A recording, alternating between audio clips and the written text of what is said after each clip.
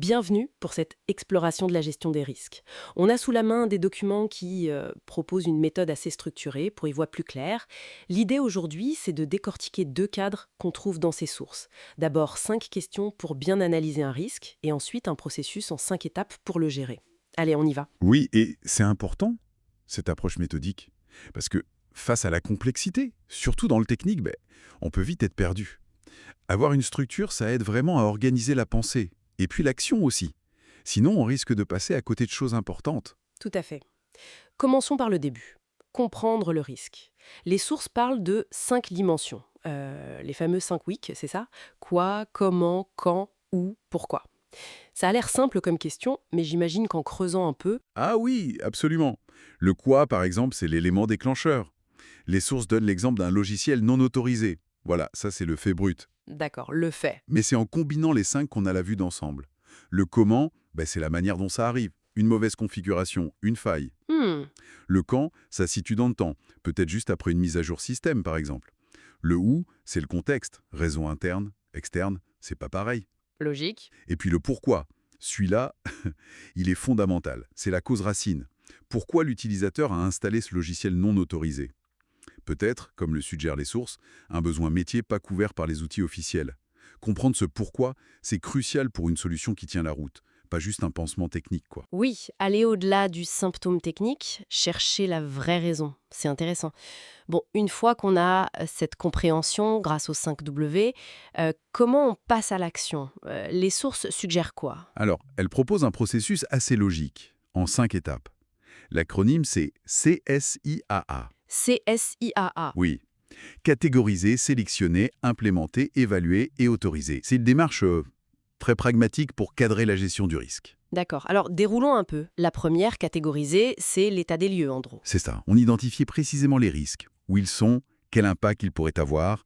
Par exemple, repérer exactement où sont les données sensibles sur un serveur donné. Sans ça, on agit un peu à l'aveugle. Ok. Ensuite, sélectionner. Là, on choisit comment on va se défendre. Exactement. On choisit les contrôles, les mesures de sécurité. Pour des données sensibles, ça pourrait être le chiffrement des disques ou alors des contrôles d'accès plus stricts. Puis, implémenter. Là, on met les mains dans le cambouis, on installe le pare-feu, on configure le chiffrement. Voilà, c'est la mise en place concrète. Mais attention, ça suffit pas. L'étape d'après, évaluer, elle est primordiale. Et parfois un peu oubliée. Ah bon? Pourquoi? Il faut vérifier que ce qu'on a mis en place fonctionne vraiment comme prévu. Tester le pare-feu, vérifier les logs d'accès, faire des audits, s'assurer que l'effort technique a un réel impact. D'accord, d'accord. La vérification, c'est clé. Et la toute dernière étape, autoriser. Ça sonne un peu comme le feu vert final. Mais c'est un peu ça. Après avoir tout mis en place et évalué, il reste souvent un petit quelque chose, un risque résiduel. Et là, l'organisation doit décider. Est-ce qu'on accepte ce niveau de risque? Souvent, c'est un équilibre entre la sécurité pure et les besoins du métier. Par exemple, accepter de laisser un accès spécifique ouvert, parce qu'il est indispensable, mais en étant bien conscient du risque qui reste. C'est une décision de management, en fait. Une décision éclairée. Les sources mentionnent un exercice pratique sur une application web pour illustrer ce parcours. CSIIA. Ça montre bien comment ça s'enchaîne dans un cas concret, de l'analyse jusqu'à cette décision finale d'acceptation. Donc si on résume, on a ces deux outils, les 5 questions pour vraiment disséquer le risque, et puis le processus CSIIA pour le gérer de façon structurée, active. Ça donne un cadre assez clair pour pas juste subir les choses. Tout à fait. Un cadre pour piloter. Et en fait, ça ouvre une réflexion intéressante, je trouve. Au-delà même de la cybersécurité ou des exemples techniques des sources, Ah oui, laquelle?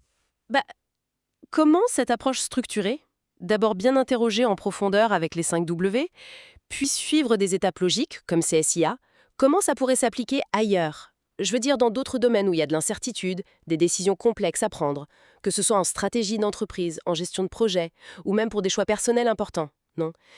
C'est une piste de réflexion, voilà.